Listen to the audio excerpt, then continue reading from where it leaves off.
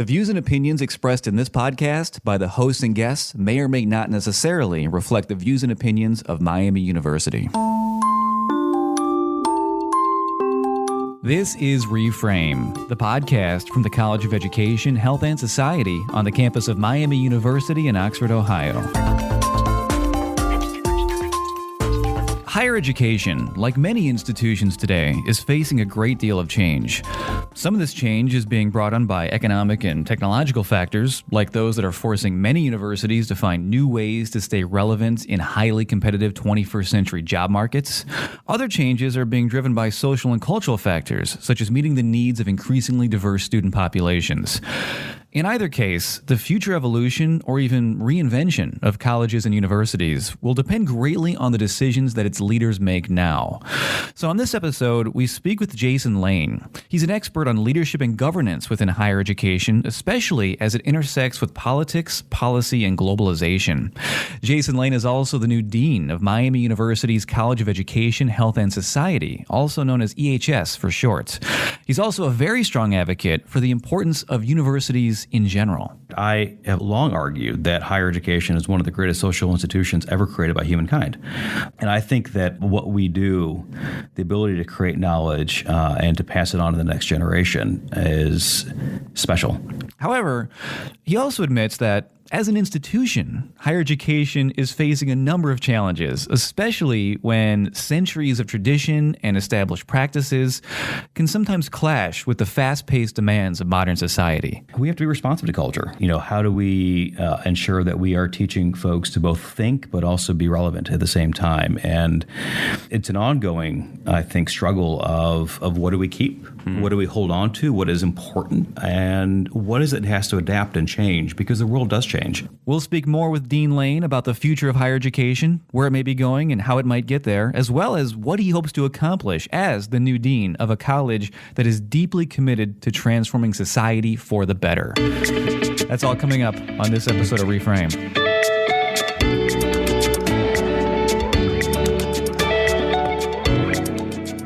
Dean Lane, thank you so much for being here today. We're excited to have you on the podcast. Thanks for having me. So as the new dean of the College of Education, Health, and Society, or EHS, as we call it for short here at Miami, can you talk about what is your area, just a bit about your background, what is your area of expertise, and what got you interested in this field?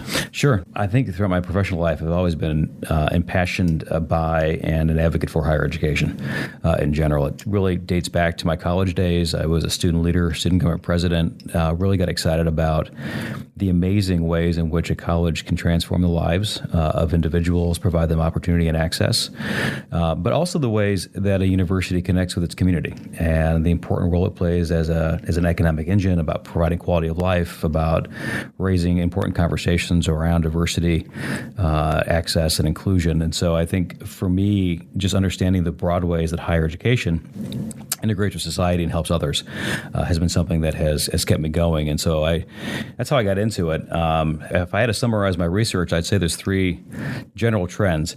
One is leadership and how do we actually run these universities and colleges.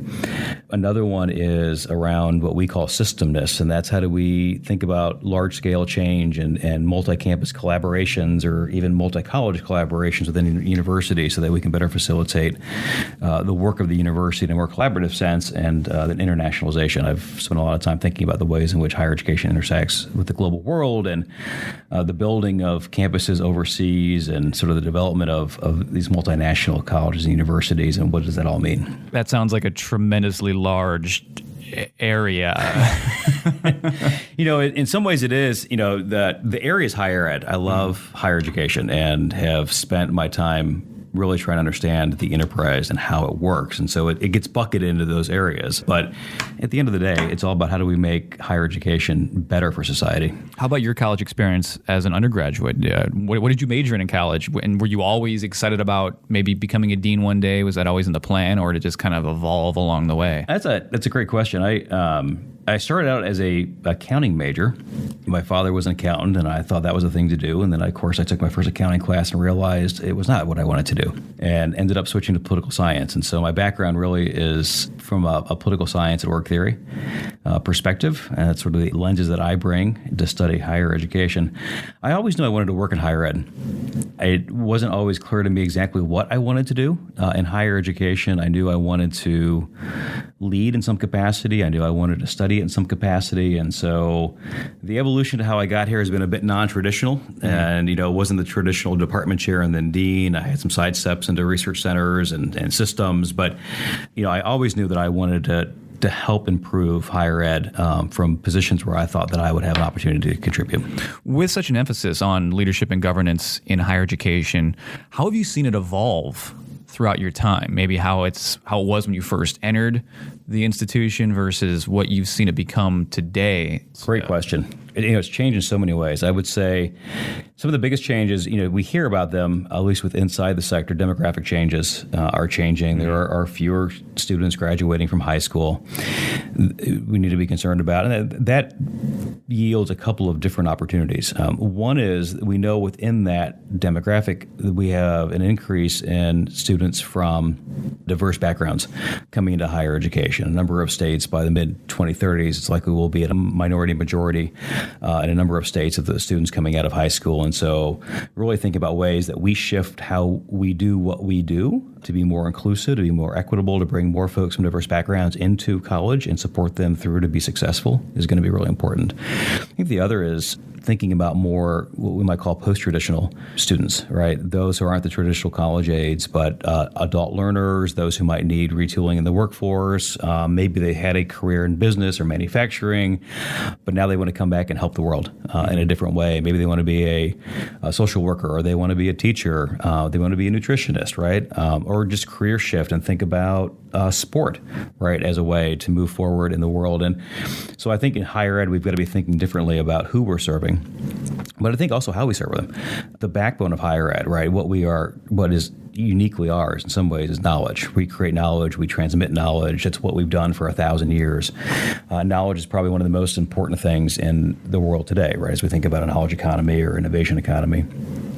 And yet we have trapped our knowledge in certain ways around credits and programs and majors. And we need to begin thinking differently about how we create an ecosystem of learning that's lifelong, that allows people to have access to this knowledge in different ways, whether that's micro-credentials or certificate programs or professional development. And to me, it's all about expanding learning, giving opportunities to people that allow them to be better versions of themselves, to gain knowledge, to think differently about the world around them.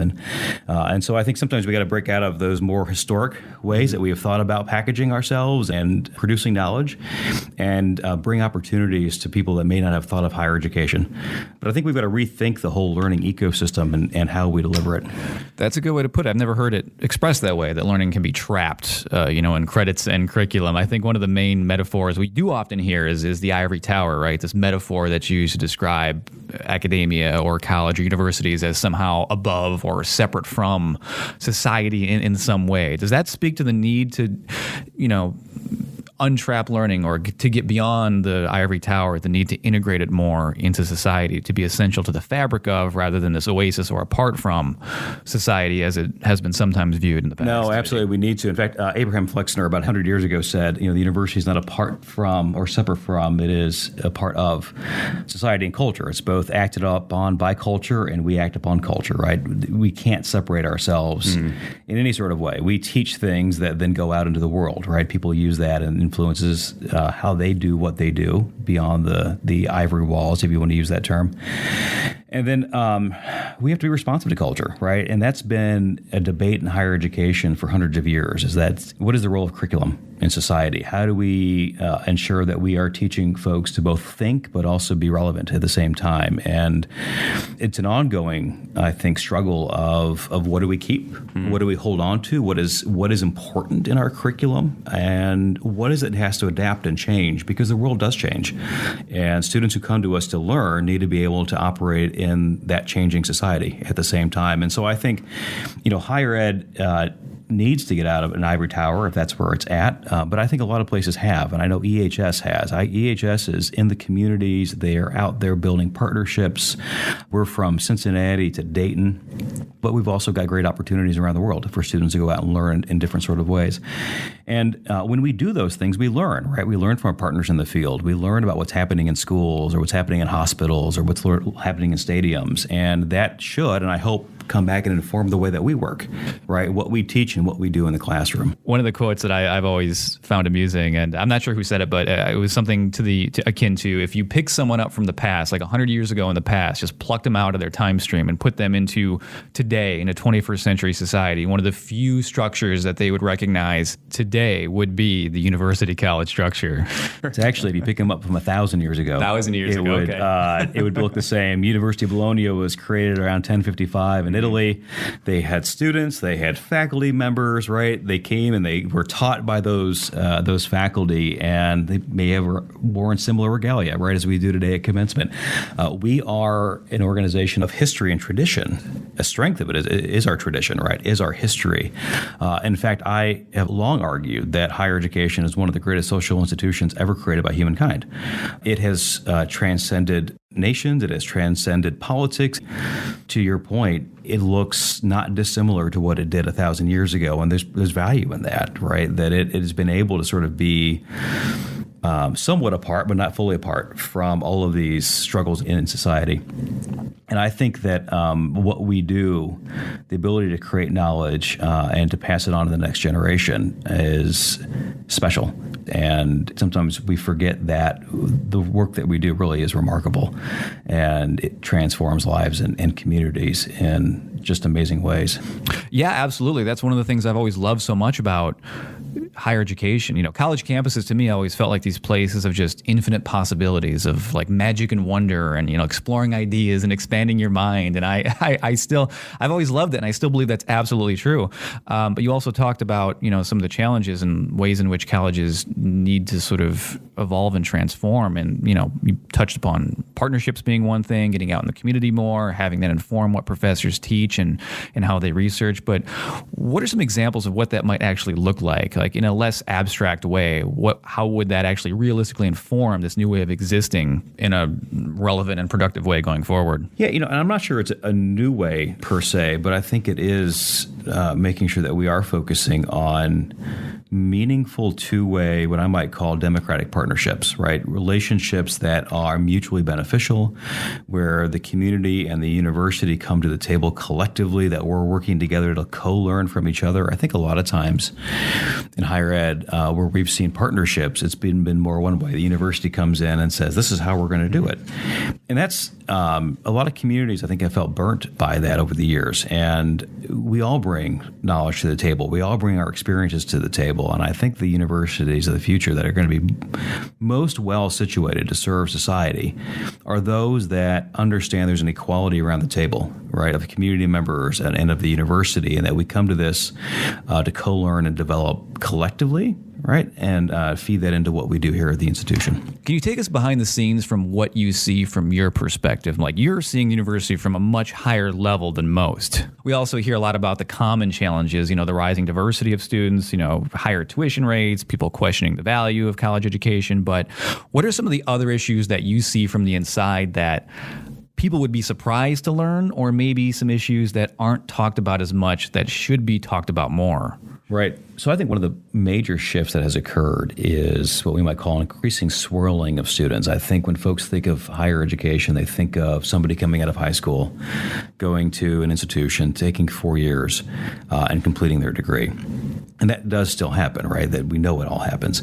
But there is an increasing number of students that are swirling among institutions. They're picking up credits at multiple places. They are moving between it, and not just from a 2-year to 4 years, what we think about transfer. There are a lot of students who move 2-year to 2-year, 4-year to 4-year. In fact, reverse transfer, 4-year to 2-year. And higher ed has not been well set up right, for those students. But that's how students are increasingly experiencing higher education, is moving between institutions. And that's one of the real challenges I think a lot of folks are trying to grapple with right now, is how do we effectively provide a coherent educational experience for students while also ensuring that they aren't having to repeat things they've already learned, right? How do we give them credit for the work that they have done? And to that point, too, I think another aspect of it is a lot of folks pick up learning along the way. And so there's been a push to think about things that are prior learning assessments or competency-based education, where we can award credits to students based on what they have done, right? As long as it has meet rigor and there's a sense of what the learning outcomes are. But again, it's getting out of that mold of just that standard way that we have organized ourselves, around a 4-year curriculum, and say other students could come into that curriculum from somewhere else and step in, right? And we'll give them credit for what they've done. Is there a way to think about the work experience they've had, right? Whether or not they're in the military or they've had other experiences that are meaningful and solid and contribute to what higher education is about. Another one is, and it ties back to the demographic piece you're talking about, but we are seeing a decline in students coming into higher education right now. We recently dropped below 18 million students, and it wasn't that long ago there were about 20 million. So I think a lot of leaders in higher education were used to a period where there was growth in enrollments. And we are in a time now where we're going to be seeing a decline likely in interest in higher education, at least among some of those populations that we've traditionally served. And so it's a time when higher ed needs to be more strategic in how they use resources. How do we think more effectively about who we are and what we offer and how we offer it? And that gets to another part, that we need to do a better job of telling our story of why we matter. Higher education, if you look at a lot of the polling data out there, its reputation, which has long been strong, has been on decline, right, as something that is a valuable part of society, as many democratic institutions have. But for a long time, I think people trusted higher education, that it was doing a good thing and there was value in it. And people are beginning to raise questions about that value of higher education. And, people are beginning to think about the return on investment and is it worth that amount of money? Undoubtedly, it is worth that money, right? We know that if you come into higher education, you on average will make $1 million more in your lifetime than somebody with only a high school degree. We know that for every year of college, on average, an individual's life will be extended by a year. We know that it reduces recidivism in our criminal justice system. The ancillary benefits of higher education are significant, both to the individual and to society as a whole. Places that have well-educated workforces are more likely to attract corporations, and that affects the tax base and increases what's available in terms of public funding for those around us. So there's all sorts of reasons why higher education is valuable, but we've not done a great job of telling our story to the broader society. And I think that's one of the things that we have to also work on. We need to be able to better articulate why higher ed matters. But we also got to think about the challenges that our young folks are coming out with, right? How do we confront this issue of debt load? How do we raise additional dollars so that we can provide scholarships to those who may not otherwise have access to higher education? It takes money to run a university, but we also have to make sure that we balance that against the access so folks can come here and earn their degrees. Absolutely. Funding is something I wanted to ask you about. I mean, there's a lot of universities that seem to be just interested in perpetual growth. More students equals more tuition, which equals more dollars. But is there a tension between maybe finding the right amount of students versus this idea that they should all endlessly grow? And are there other maybe non-traditional, out-of-the-box ways that universities should look towards to kind of rethink funding in some fundamental way or find other ways to do it? Yeah, that's a great point. And it goes back to a little bit what I was saying earlier about the trends, right? I think a lot of institutions were in this period of perpetual growth because there was perpetual growth in demand for higher ed among those traditional populations. As that has now shifted and moved into decline, right, we've entered a period of hyper competition. And some institutions will fare well, other institutions will not.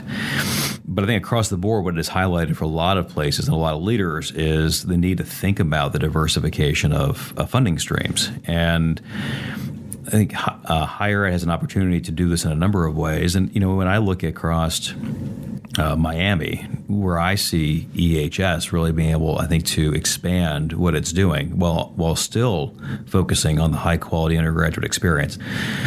A lot of institutions talk about student success. This place believes it and does it, right? Our faculty are deeply committed to the teaching and mentoring of our undergraduate students. Our staff are here for the students. This is a place that loves and cares about students, and it has since 1809, right? It's in our ethos to do that. I think there's also opportunity to think about ways that we could grow some graduate programs in areas where we have strength, to think about different modalities to serve students in those spaces, because a lot of students who come back into graduate education aren't looking to the residential experience. Many of them are adult learners who are already working, right? And so they want to have flexibility to be able to take a course from home or from a place that's more local to them, let's say in Hamilton. They want the convenience more so because it's going to be harder for them to be able to come to the traditional university campus and take courses. So we need to think different about some of those programs that we can offer and how we offer them to the people who we want to serve. Another piece is, professional development, lifelong learning. At our core, we're about learning. It's what we do. And there are a lot of professions out there that either by requirement or by design, folks need to continue to update their skills, their knowledge bases. And whether you're an educator or you're a social worker, right, or if you're a nutritionist, or all of our fields continue to evolve. And if we can provide opportunities for those folks to come either, let's say, for an executive workshop in the summer in beautiful Oxford, Ohio, here on the Miami University campus, or in an online environment that they can plug into for a 3-hour webinar, right, in a morning.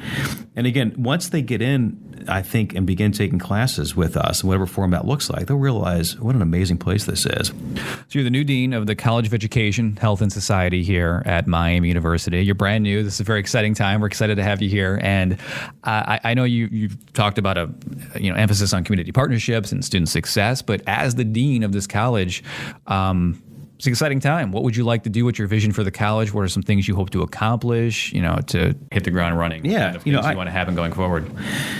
What I would say, as I think about EHS in particular, where it might go, where we have real opportunity is the ways in which we can collectively work to transform society, right, for the better. How do we make it more equitable? How do we make it more just? How do we make it more inclusive? How do we help those who often aren't helped by society? And I think that's something that's really special about where EHS is and how it's configured. We have educators, we have social workers, we have mental health practitioners, we have nutritionists, we have kinesiologists, we have folks in sport, right? We're engaged in the community, we're engaged in healthcare, we're engaged in education. All of that comes together, right, as a way to create a society.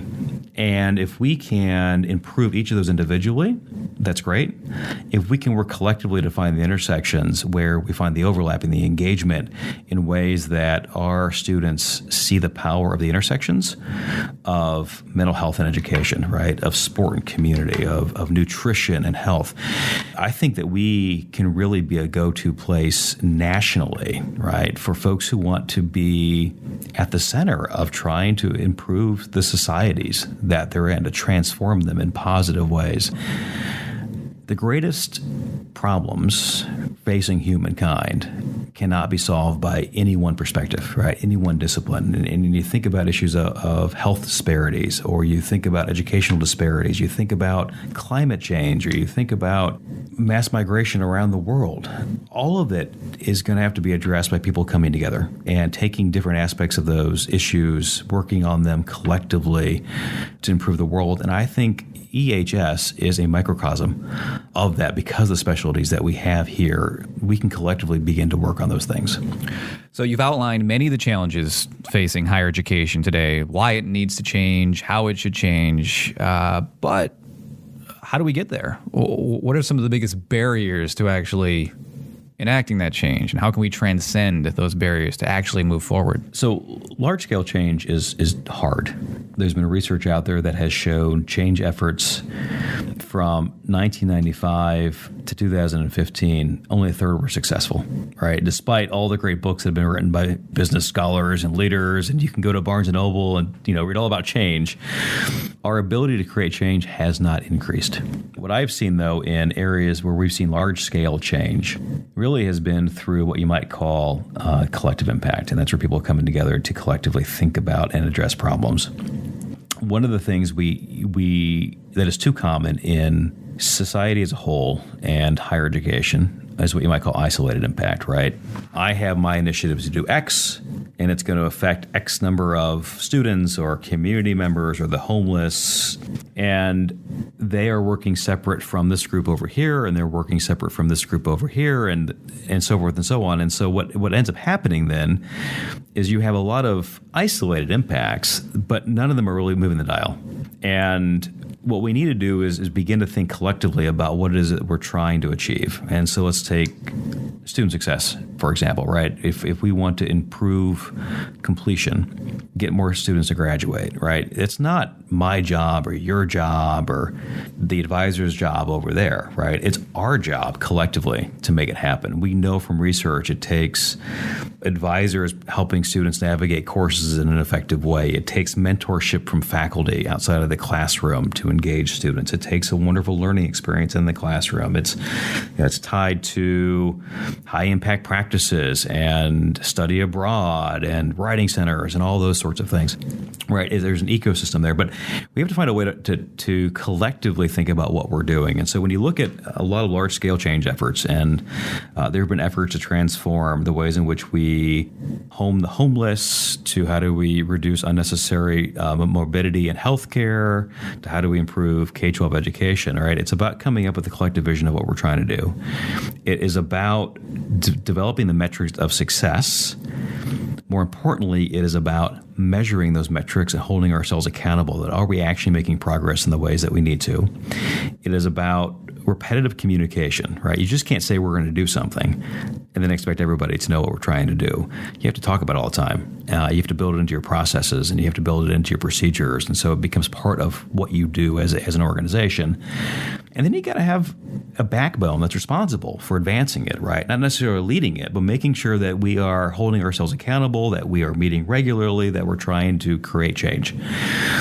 Because what ends up happening a lot of times is folks might come together around a table and get excited, right? This is great. And then we all go our separate ways and no one takes responsibility for moving it forward. And then we'll come back together a year later and we'll scratch our heads because we all were doing our own thing and nothing happened on the bigger picture. And so I think for any university moving forward, having a way to create a big picture vision of what it's trying to achieve, holding itself accountable, using processes of continuous improvement that allow us to try things out, see if they work, right? Do they move us in the right direction? But the idea that we're constantly learning from everything that we do. At the end of the day, we are a learning organization. That's how we were created. That's what we do. It's what we teach. And we need to turn that on ourselves and begin to understand from an organizational perspective, how do we learn? How do we improve what we do? How do we not get tied to things that we've always done just because we've always done them, right? I'm not saying change is good for the sake of change, but we also have to be careful that history isn't good for the sake of history. And we've got to find that right balance of what do we keep that is true to who we are, but also how do we continue to move forward and improve so that we are continuing to reinvent ourselves and be relevant to society and providing that high quality education that students want, being part of our communities in positive ways. Jason Lane is the new dean of the College of Education, Health, and Society at Miami University, where he specializes in leadership and governance within higher education. And this is the Reframe Podcast. Thank you so much for listening. We have many more episodes for free right now, available wherever podcasts are found.